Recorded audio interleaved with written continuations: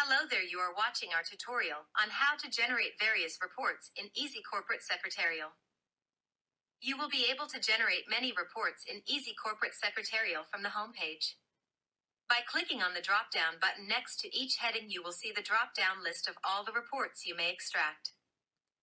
Let's extract a report for a company. Let's enter the parameters which we are looking for.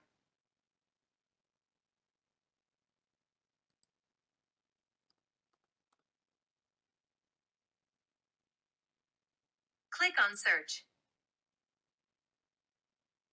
As you will see, Eazzy will display dynamic results, meaning you can click on a result line to open a form.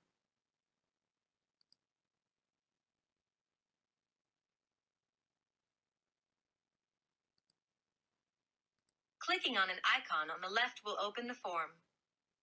All reports can be exported in Excel format too. They are already well structured, and you will not be required to reformat the data.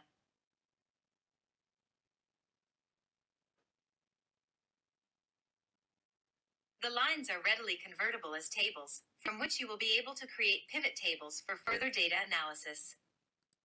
No fuss. Easy and quick. That's our motto. Have an easy day then.